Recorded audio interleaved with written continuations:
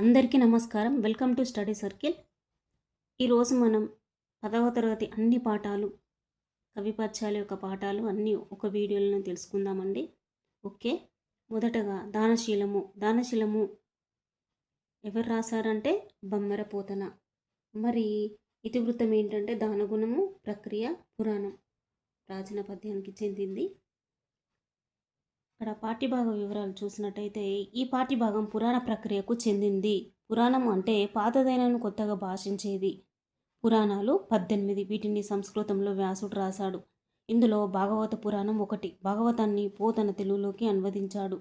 ప్రస్తుత పాఠ్యభాగం శ్రీ మహాభాగవతం 8వ స్కందంలోని వామన చరిత్రలోనిది.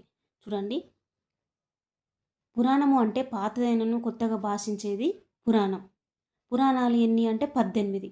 వీటిని సంస్కృతంలో వ్యాసుడు రాసిండు. మరి భాగవత పురాణాన్ని రాసింది మాత్రం పోతన. అంటే సంస్కృతంలో వ్యాసు రాసిన భాగవత పురాణాన్నే పోతన తెలుగులోకి అనువదించాడు. ఓకే అండి. పురాణాలు మాత్రం సంస్కృతంలో వ్యాసు రాయడం జరిగింది. అందులో భాగవత పురాణం ఒకటి. ఈ భాగవత పురాణాన్ని మాత్రం పోతన తెలుగులోకి అనువదించిండు. ఓకే. ఈ ప్రస్తుత పాఠ్యభాగం మాత్రం శ్రీ మహాభాగవతం 8వ స్కందంలోని వామన చరిత్రలోనిది. ఓకే అండి. ఇక్కడ కవి పరిచయం చూసినట్టయితే పోతన ఎన్నో శతాబ్దానికి చెందినవారు అంటే 15వ శతాబ్దానికి చెందినవారు. పోతన జనగామ జిల్లా బమ్మెర గ్రామ నివాసి. తల్లి లక్కమమ్మ, తండ్రి కేసన. పోతన సహజ పండితుడని బిరుదు కలదు. పోతనకి సహజ పండితుడు అనే బిరుదు ఉన్నది. ఓకే. పోతన తల్లిదండ్రులు ఎవరు? తల్లి లక్కమమ్మ, తండ్రి కేసన. ఈయన జనగామ జిల్లా బమ్మెర గ్రామానికి చెందినవారు. ఓకే. మానవ మాతృలైన రాజులకు తన గ్రంథాన్ని అంకితం చేయనని భగవంతుడికి ఇచ్చిన కవితా కళను భగవంతునికి అంకితం చేస్తానని చెప్పి తన భాగవత పురాణాన్ని శ్రీరామచంద్రునికి అంకితం చేశాడు. ఓకే. పోతన తాను రాసిన భాగవత పురాణాన్ని ఎవరికి అంకితం ఇచ్చారంటే శ్రీరామచంద్రునికి అంకితం ఇవ్వడం జరిగింది. ఓకే. శబ్దాలంకారాల సొగసుతో భక్తిరస ప్రధానంగా ఇతని రచన సాగుతుంది. దాని రచన అనేది శబ్దాలంకారాల శైలిలో ఉంటుంది. పండిత పామర జనరంజకంగా రాయడం పోతన ప్రత్యేకత. ప్రహ్లాద చరిత్ర, గజేంద్ర మోక్షం, రుక్మిణి కళ్యాణం ఉన్న ఘట్టాలలోని పద్యాలు ప్రతి తెలుగువాడికి కంటత వస్తాయి. పోతన రచనా శైలి మధుర భక్తి తర్వాత కవులకు ఒరవడిగా నిలిచాయి. వీరభద్ర విజయం, భోగిని దండకం, నారాయణ శతకం ఇతని రచనలు. ఇక్కడ అడిగారండి, నారాయణ శతకాన్ని రాసిన కవి ఎవరని 2026 టెట్లో అడిగిన ప్రశ్న ఎవరంటే పోతన. టెట్లో అడిగిన ప్రశ్న. ఓకే అండి. ఓకే. రెండవ పాఠం తెలుసుకుందాము. రెండవ పాఠం ఎవరి భాష వాళ్ళకు వినసొంపు. ఎవరి రచయిత అంటే డాక్టర్ సామల సదాశివ గారు. మరి ప్రక్రియ చూసినట్టయితే భాషాభిమానం, ఇతివృత్తం చూసినట్టయితే భాషాభిమానం, ప్రక్రియ భాషా వ్యాసానికి చెందింది. ఓకే. ఇక్కడ పాఠ్యభాగ వివరాలు చూసినట్టయితే ఈ పాఠం వ్యాస ప్రక్రియకు చెందింది. ఏదైనా ఒక అంశాన్ని గురించి సంగ్రహంగా ఆకట్టుకునేటట్లుగా వివరించేది వ్యాసం. సూటిగా, స్పష్టంగా, నిర్దిష్టంగా, సులభంగా అర్థమయ్యే విధంగా ఉండడం వ్యాసం లక్షణం.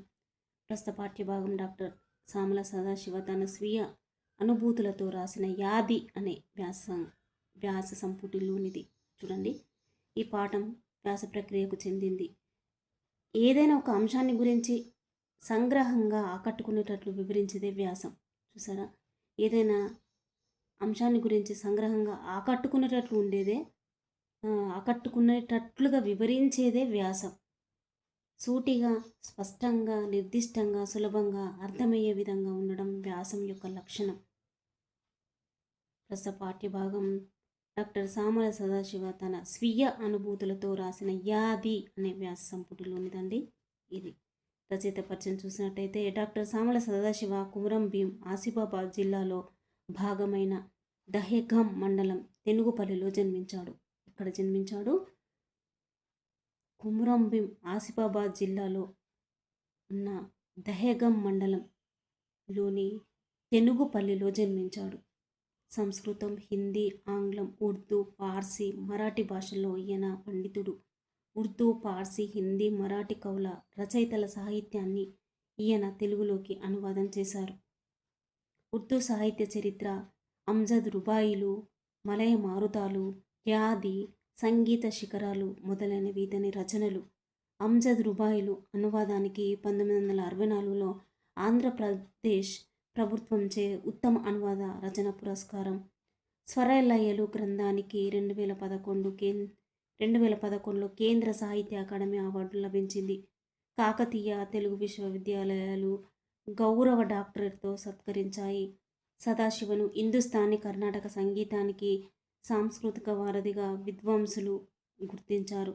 సహృదయ విమర్శకుడైన ఇతని రచనలో భాష సహజ సుందరంగా, సరళంగా, ముచ్చట్ల రూపంలో మనసుకు హత్తుకుపోయేటట్లు ఉంటుంది. ఇక్కడ చూడండి, ఉర్దూ సాహిత్య చరిత్ర, అమ్జద్ రుబాయిలు, మలయ మారుతాలు, యాది, సంగీత శిఖరాలు మొదలైనవి ఇతని యొక్క రచనలు. అమ్జద్ రుబాయిలు అనే అనువాదానికి మాత్రం 1964లో ఆంధ్రప్రదేశ్ ప్రభుత్వంచే ఆంధ్రప్రదేశ్ ప్రభుత్వంచే ఉత్తమ అనువాద రచన పురస్కారం వచ్చింది. స్వరలయలు అనే గ్రంథానికి 2011లో కేంద్ర సాహిత్య అకాడమీ అవార్డు వచ్చింది. దీనికి స్వరలయలు అనే గ్రంథానికి కేంద్ర సాహిత్య అకాడమీ అవార్డు వచ్చింది 2011లో. కాకతీయ తెలుగు విశ్వవిద్యాలయాలు గౌరవ డాక్టరేట్తో సత్కరించాయి. ఈ విశ్వవిద్యాలయాలు ఒక్కసారి చూసుకోండి. ఎందుకంటే విశ్వవిద్యాలయాలు ఏ తెలుగు విశ్వవిద్యాలయమా, ఆంధ్రప్రదేశ్ ప్రభుత్వమా ఇట్లా అడుగుతున్నారు కాబట్టి మీరు వీటిని కొంచెం చూడండి. ఏ విశ్వవిద్యాలయం గౌరవ డాక్టరేట్తో సత్కరించింది ఇలా అడుగుతున్నారు. ఓకే, సదాశివను హిందుస్థానీ కర్ణాటక సంగీతానికి సాంస్కృతిక వారధిగా విద్వాంసులుగా గుర్తించడం జరిగింది. ఓకే,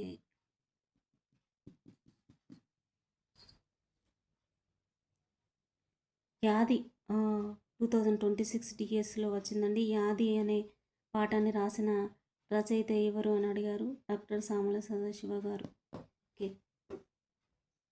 ఓకే అండి, మూడో పాఠం వీర తెలంగాణ పాఠ్యభాగ రచయిత ఎవరు అంటే డాక్టర్ దాశరథి కృష్ణమాచార్య. మరి ఈ పాఠం యొక్క ఇతివృత్తం చూసినట్టయితే తెలంగాణ వీరుల ప్రాశస్త్యం, ప్రక్రియ చూసినట్టయితే ఆధునిక పద్యం. ఓకే అండి, పాఠ్యభాగ వివరాలు చూద్దాము. ఈ పాఠం పద్య ప్రక్రియకు చెందింది. చారిత్రక అంశాలను వస్తువుగా తీసుకొని రాసిన పద్యాలు ఇవి. డాక్టర్ దాశరథి కృష్ణమాచార్య రచించిన దాశరథి సాహిత్యం 1వ సంపుటి రుద్రవీణలోనిది. చూడండి, చారిత్రక అంశాలను వస్తువుగా తీసుకొని రాసిన పద్యాలు ఇవి. డాక్టర్ దాశరథి కృష్ణమాచార్య రాసిన దాశరథి సాహిత్యం 1వ సంపుటి రుద్రవీణలోనిది. రుద్రవీణ దాశరథి కృష్ణమాచార్య. ఓకే, కవి పరిచయం చూసినట్టయితే డాక్టర్ దాశరథి కృష్ణమాచార్య మహబూబాబాద్ జిల్లాలోని చిన్న గూడూరులో జన్మించాడు. నాటి పాలకులపై ప్రజా వ్యతిరేక పోరాటంలో ఆచరణాత్మక వైఖరితో ప్రజలను చైతన్యవంతం చేసిన ఉద్యమ కవి. నా గీతావళి ఎంత దూరం ప్రయాణం పౌను అందాక ఈ భూలోకంబునకు కగ్గిపెట్టెదా. నా గీతావళి ఎంత దూరము ప్రయాణం బౌను అందాక ఈ భూలోకంబునకు కగ్గిపెట్టెదనన్నాడు. నిజాంకు వ్యతిరేకంగా పద్యాలను జైలు గోడల మీద రాసిన ధీరుడు. అగ్నిధార, రుద్రవీణ, మహోదయోదయం, పునర్నవం, కవితా పుష్పకం, తిమిరంతో సమరం, అమృతాభిషేకం, ఆలోచనలు మొదలైన కవితా సంపుటాలను, నవమి అనేవి నాటికలు, యాత్రా స్మృతి అనేది స్వీయ చరిత్ర వంటి పలు గ్రంథాలను రచించి సినీ గేయ కవిగా ఆణిముత్యాల వంటి పాటలు రాసి సినిమా పాటకు సాహిత్య గౌరవాన్ని తీసుకొచ్చిన మహాకవి. చూడండి, ఇక్కడ తెలుగులో గజల్ ప్రక్రియకు ప్రాణం పోసింది డాక్టర్ దాశరథి కృష్ణమాచార్య గారండి. Very important. తెలుగులో గజల్ ప్రక్రియకు ప్రాణం పోసింది డాక్టర్ దాశరథి కృష్ణమాచార్య. 1961లో గాలి గజళ్లను అనువదించాడు. ప్రసిద్ధ ఉర్దూ కవుల కవిత్వాన్ని అనువదించి విమర్శకుల ప్రశంసలను పొందాడు. తెలుగు సాహిత్యానికి చేసిన సేవకుగాను ఆంధ్రప్రదేశ్ సాహిత్య అకాడమీ అవార్డు 1967 కేంద్ర సాహిత్య అకాడమీ అవార్డు 1974లో అందుకున్నాడు. ఆంధ్రప్రదేశ్ రాష్ట్ర చివరి ఆస్థాన కవి. చూసారండి, 2026 టెట్లో అడిగిన ప్రశ్న. ఆంధ్రప్రదేశ్ రాష్ట్ర చివరి ఆస్థాన కవి ఎవరు అని అడిగారండి. డాక్టర్ దాశరథి కృష్ణమాచార్య. ఆవేశానికి అక్షరాన్ని తొడి అభ్యుదయ పదాన తన కవిత్వాన్ని నడుపుతూనే సున్నితమైన భావుకతతోనూ ప్రాచీన పద్యశైలితోనూ ప్రజల హృదయాలను ఆకట్టుకున్న సమన్వయ ప్రతిభాశీల ప్రజాకవి. ఓకే అండి, ఇక్కడ చూడండి ఏంటి అంటే అగ్నిధార, రుద్రవీణ, మహోంద్రోదయం, పునర్నవం, కవితా పుష్పకం, తిమిరంతో సమరం, అమృతాభిషేకం, ఆలోచనలు మొదలైనవి కవితా సంపుటాలు. నవమి అనేవి నాటికలు. నవమి అనేది నాటిక. యాత్రా స్మృతి అనేది స్వీయ చరిత్ర. యాత్రా స్మృతి అనే ఇవి గ్రంథాలు రచించి సినీ గేయ కవిగా కూడా పాటలు కూడా రాయడం జరిగింది. ఇతను ఆంధ్రప్రదేశ్ రాష్ట్ర చివరి ఆస్థాన కవి. ఓకే, ఇది టెట్లో అడిగిన ప్రశ్న.